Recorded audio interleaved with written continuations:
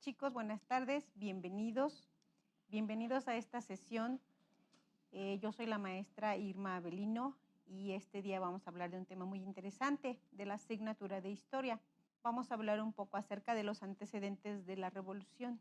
Entonces, necesito que por favor vayan por su material. Vamos a necesitar nuestro libro de historia, nuestro cuaderno y nuestra lapicera. Piensen un poco, piensen todos los que están ahí mirando. Piensen un poco, ¿cómo estaría México, cómo viviríamos nosotros si no hubieran acontecido algunos sucesos importantes en la historia de México? La historia de México es fascinante. Ustedes han conocido un poco a través de toda la primaria. Piensen, ¿qué pasaría si no hubiera existido la Revolución Mexicana? ¿O qué pasaría si no hubiera existido la independencia de México? ¿Qué pasaría si estos héroes nuestros no se hubieran levantado o no hubieran tenido las ideas que tuvieron y hubieran actuado? Hablando de esto, la historia tiene dos facetas. La historia tiene causas y tiene consecuencias. Entonces, vamos a hablar del inicio de una etapa de la Revolución Mexicana, pero acuérdense, vamos a hablar apenas del antecedente, qué es lo que sucedió antes. Y también para aterrizar un poco en nuestra vida, todo lo que nosotros hacemos tiene una causa y una consecuencia. La historia de nuestra vida, así se va a realizar. Lo que tú hagas hoy va a tener consecuencias y va a ser parte de tu historia el día de mañana. Bueno, vamos a empezar. Yo espero que ya tengas tus cosas, ya tengas todo preparado y todas las ganas de aprender. Vamos a empezar con algo.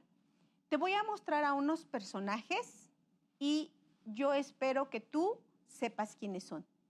Vamos a empezar. Ahí desde tu casa tú vas a decir el nombre. Empezamos. ¿Quién es este personaje? Bueno, si tú dijiste que es Benito Juárez, así es. Te felicito, si sabes quién es. Vamos a ver otro. ¿Quién es este personaje? ¿Sabes quién es? Él no es tan conocido, casi no lo relacionamos, pero también tiene mucho que ver con la historia de nuestro país. Bueno, él se llama Sebastián Lerdo de Tejada. Y si tú dijiste que era Sebastián Lerdo de Tejada, bueno, pues te felicito. Vamos a ver a otra persona.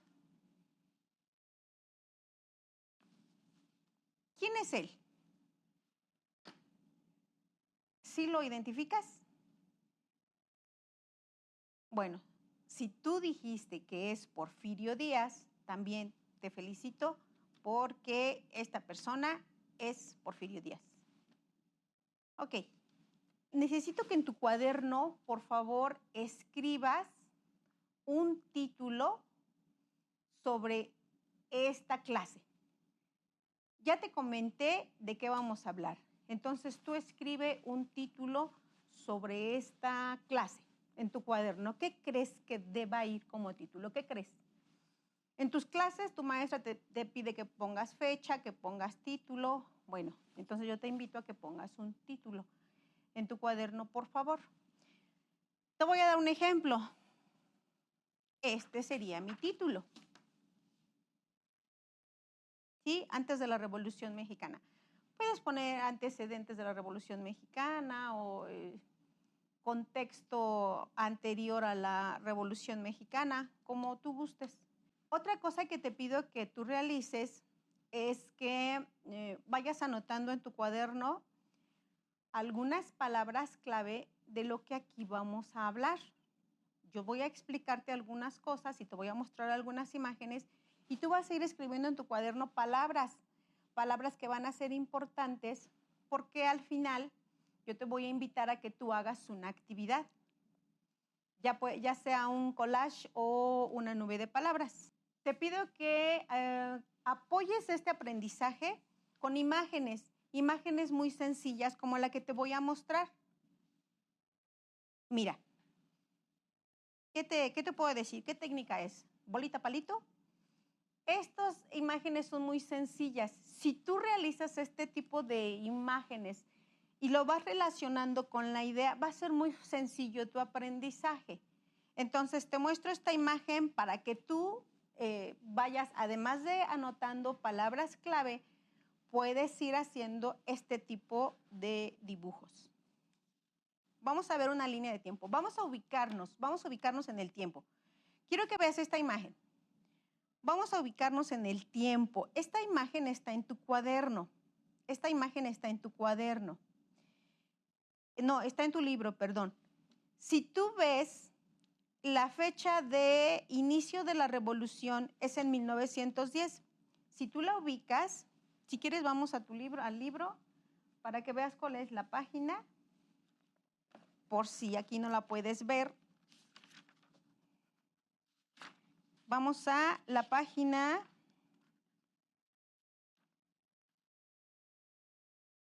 78 y 79. Esta línea de tiempo es la misma que está aquí.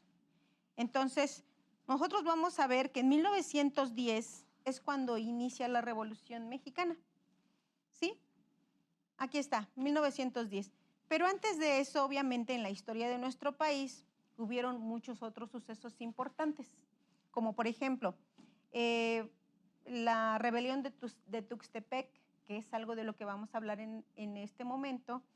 También algunas cosas que sucedieron fueron la llegada del cine en México o también la inauguración del Observatorio Nacional. Hubo muchos otros sucesos antes de que se diera la Revolución Mexicana. Bueno, otra cosa que te voy a pedir, una actividad de pensamiento. Si nosotros estamos en el 2022, en este momento, y la revolución inició en 1910, necesito que me digas cuánto tiempo hace que sucedió. Y además de eso, ¿qué operación necesitas para para obtener este resultado? ¿Qué operación necesitas hacer? ¿Una suma, una resta, una multiplicación, una división? ¿Qué necesitas hacer? Piensa un momento y yo te voy a compartir mi respuesta. Espero que ya hayas pensado. Aquí está mi respuesta. Pasaron 112 años y lo que tuve que haber hecho es una resta, ya que tuve que haber pensado que cuánto le falta a 1910 para llegar al 2022. Y bueno, si te salió el mismo resultado que a mí, pues han pasado 112 años. Ok, continuamos. Bueno, ahora, como te comentaba, lo que te voy a ir explicando, yo necesito que tú vayas captando las ideas principales y las vayas escribiendo en tu cuaderno. Bien, veamos esta imagen. En la segunda mitad del siglo XIX había dos grupos que intentaban tomar los rumbos del país. Eran los liberales y los conservadores. Los conservadores estaban dirigidos por una persona. En este caso era Porfirio Díaz. Era un grupo de jóvenes que habían estado en el ejército. Y los liberales estaban liderados por Benito Juárez. Y Benito Juárez también tenía sus seguidores. Eran civiles que lo habían seguido desde la Guerra de Reforma. Espero que recuerdes qué sucedió en la Guerra de Reforma. No lo hablaremos en este momento, pero también es una situación muy importante que tiene mucho que ver con este contexto histórico. Veamos la siguiente imagen. Hace años, los presidentes, después de haber terminado su periodo presidencial, podían postularse y podían reelegirse. Podían seguir gobernando durante algunos años o durante muchos años México. En 1871, después de haber gobernado, Benito Juárez se postula para seguir siendo presidente. Y bueno, sus contendientes eran Sebastián Lerdo de Tejada y Porfirio Díaz. Y la persona que gana la presidencia, la persona que gana esta contienda es Benito Juárez. Pero Porfirio Díaz estaba en total desacuerdo sobre esta situación y él él establece el Plan de la Noria. En este Plan de la Noria, él exige que las reelecciones ya no puedan suceder. Eso es lo que él pide, ¿sí? Y además de que desconoce el gobierno de Juárez. Estaba en tal desacuerdo que, él desconoce el gobierno de Benito Juárez. Después de ese plan de la Noria, que no se pudo llevar a cabo, veamos esta imagen, no se pudo llevar a cabo, pues debido a que Juárez muere. Y después de la muerte de Benito Juárez, quien lo sucede en la presidencia es Lerdo de Tejada. ¿Sí? Este hombre, Lerdo de Tejada, hace todo lo posible porque se respeten los derechos civiles y también hace todo lo posible por involucrar a la gente a través del voto. Y este hombre, Sebastián Lerdo de Tejada, tiene un gobierno corto pero interesante, ya que tuvo bastante pugna con la iglesia, ya que él a ultranza quiso establecer las leyes que había establecido Benito Juárez, las leyes de reforma. Y como ustedes recuerdan, las leyes de reforma hacen una separación de la iglesia y el Estado. Entonces, cuando Lerdo de Tejada llega a gobernar, ya que sucedió a Benito Juárez, entonces él dice, yo voy a hacer respetar las leyes que establece Juárez, que son las leyes de reforma. Por eso tuvo tantos problemas con la iglesia. Pero como les digo, también hizo algunas cosas importantes para la población. No lo olviden, tienen que estar tomando, por favor, alguna nota. Muchas gracias. Sigamos. Lerdo de Tejada quiere hacer lo mismo que Juárez. Quiere postularse para seguir en la presidencia.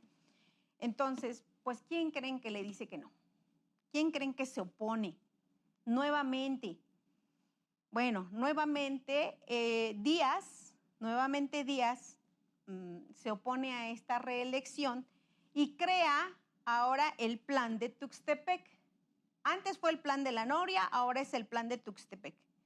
Sí, ante esta situación, Lerdo de Tejada no le queda otro remedio más que renunciar y exiliarse. Pero, ¿qué significa exilio? ¿Alguno de ustedes sabe qué significa exilio? A lo mejor ya lo escucharon en algunas de sus clases. Y si ustedes ven la imagen, se pueden imaginar qué significa exilio. Ok, exilio significa que se tiene que ir a otro país por cuestiones políticas.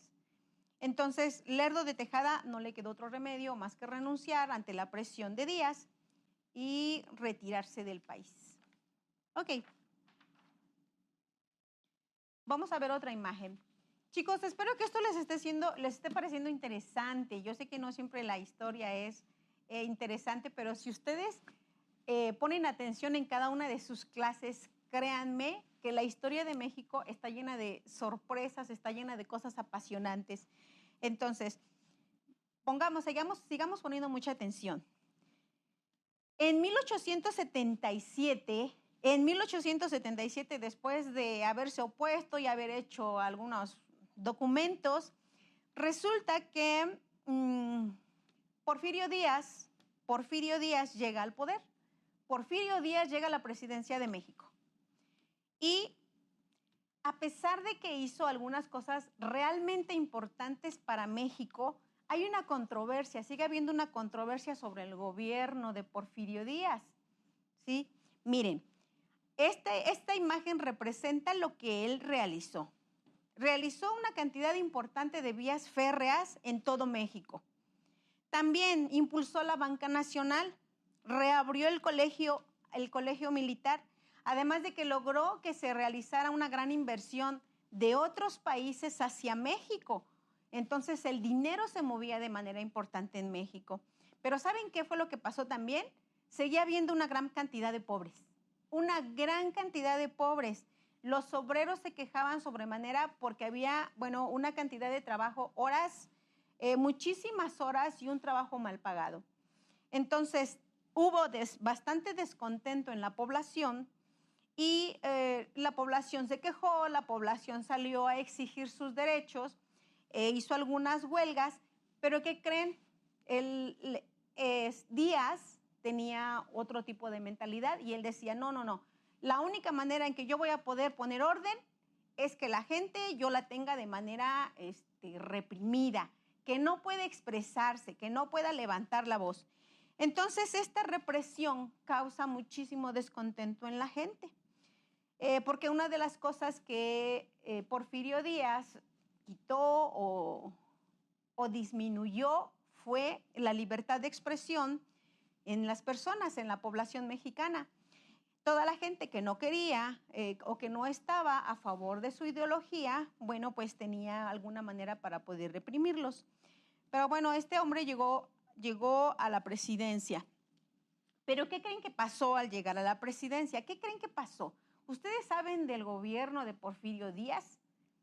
¿Sí? ¿Ustedes se lo imaginan? ¿Qué pasó ahí con Díaz? Aquí está, miren. Vamos a ver esta imagen. Resulta que Porfirio Díaz, ya que estuvo en el poder, se reeligió 5 veces seguidas.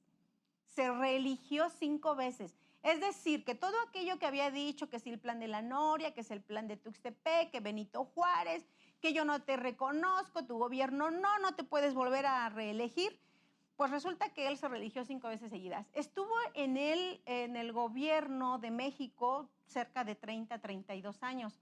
La manera de pensar de Díaz, su forma de pensar y su forma de actuar, llegaron a ser de su gobierno una dictadura. ¿Por qué una dictadura? Porque era solamente él el que mandaba, decidía, no había libertad de expresión, había represión, había salarios mal pagados, había trabajos forzados a muchas horas. Entonces, este fue el gobierno. Esta ya es otra parte de la historia, chicos. Esto es otra parte de la historia. Acuérdense que ahorita estamos mirando el antecedente. Esta parte es sumamente interesante. Todo lo que sucedió durante el gobierno de Díaz es sumamente interesante y yo sé que ustedes lo van a ver en sus escuelas y con sus maestros, pero es una parte muy interesante de la historia. A esta etapa del gobierno de Díaz se le llamó porfirismo por el nombre de Porfirio Díaz, toda esta etapa de 30 y tantos años que él gobernó. Para concluir, miren, yo les voy a presentar, ¿se acuerdan que les comenté que había que estar muy al pendiente de las palabras que pudiéramos captar y de las imágenes que acabamos de ver? Bueno, lo que yo sugiero que ustedes realicen en casa, desde casa, con sus papás, es algo parecido a esto. Vean esta imagen. Esto es un collage. Y bueno, maestra, ¿cómo se hace? Ustedes si están en 5º o 6º grado, deben de saber hacerlo. Son imágenes que pueden obtener de una revista, una planilla, no sé, recortes que pueden ustedes sacar de internet. Todo tiene que ver con lo que nosotros acabamos de ver en este momento. ¿Se dan cuenta? Aquí hay palabras que nos pueden ser las palabras claves. Aquí está nuestro título y aquí están las imágenes que nosotros podemos obtener y que necesitamos plasmar. Esta es una estrategia para poder aterrizar nuestro aprendizaje. Entonces, este collage necesito que por favor ustedes tengan la intención y las ganas y el deseo de poder hacerlo. Vamos a ver otra imagen, otra cosa que ustedes pueden hacer. Y esto es muy interesante porque lo pueden hacer en internet. Hay una plataforma, hay un programa que se llama WordArt. Este programa lo pueden ustedes buscar en internet y con las palabras que ustedes anotaron en su cuaderno, van a ir hasta allá, se meten y las van a poner ahí y miren lo que va a aparecer. Hay diferentes formas. Alumnos y alumnas, hay diferentes formas. Miren, esto es una nube de palabras.